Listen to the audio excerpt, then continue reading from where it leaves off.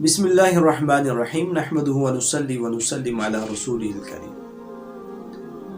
اب اعتکاف آپ صلی اللہ علیہ وسلم 10 دن کا فرمایا کرتے تھے۔ ایک دفعہ آپ صلی اللہ علیہ وسلم کسی سفر پر تشریف لے گئے تو آپ صلی اللہ علیہ وسلم نے آخری 20 دن کا اعتکاف فرمایا۔ عام طور پہ آخری 10 دن کا اعتکاف فرمانا سنت مؤکدہ ہے۔ حدیث شریف کا مفہوم ہے جس نے اعتکاف فرمایا، آخری 10 دنوں کا اعتکاف فرمایا، اس کے لیے 2 حج اور 2 عمروں کا ثواب لکھ دیا جاتا ہے۔ 10 دن کا اعتکاف کرنا سنت ہے، اور عورتیں بھی اپنے گھر میں اعتکاف بیٹھ سکتی ہیں۔ اور تیسری چیز ہے کہ اعتکاف کی حالت میں قرآن پاک کی تلاوت کرے یا دینی کتابوں کا مطالعہ کرے، نوافل پڑھے، ذکر و اذکار کرے یا قضا نمازیں پڑھے، سبھی کچھ کر سکتا ہے۔ اس اعتکاف کی حالت میں آدمی نماز جنازہ میں بھی شرکت نہیں کر سکتا، مریض کی عیادت بھی نہیں کر سکتا، صرف اور صرف اپنی ضرورت کے لیے، قضائے حاجت کے لیے بیت الخلاء جا سکتا ہے۔ اعتکاف روزے کی حالت میں ہونا چاہیے، روزے کے علاوہ اعتکاف نہیں ہے۔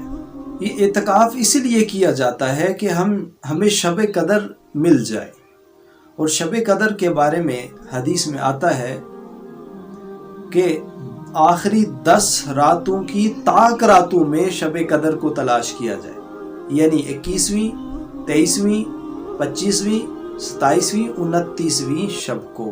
شب قدر اگر کسی کو مل جائے تو اس میں کون سی دعا پڑھی جائے اور کیا مانگا جائے؟ حضرت عائشہ رضی اللہ حضور پاک صلی اللہ علیہ وسلم سے روایت کرتی ہیں کہ انہوں نے پوچھا حضور پاک صلی اللہ علیہ وسلم سے، اگر مجھے شب قدر مل جائے تو میں کیا اللہ سے مانگوں؟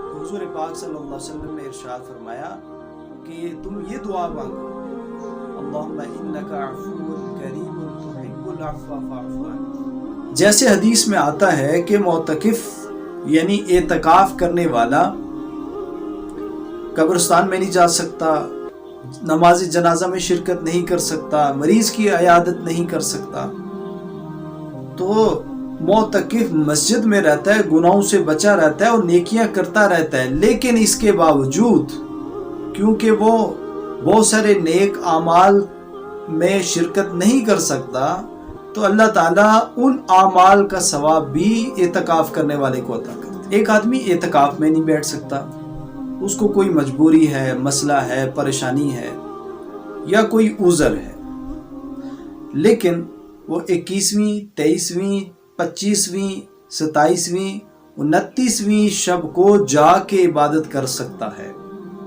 اور آج کے لحاظ سے وہ چند 1 گھنٹے بنتے ہیں، تو اگر آدمی یہ کر لے کہ ان طاق راتوں میں اگر جاگ لے تب بھی شب قدر اسے حاصل ہو سکتی ہے، جو 1000 مہینوں سے بہتر ہے۔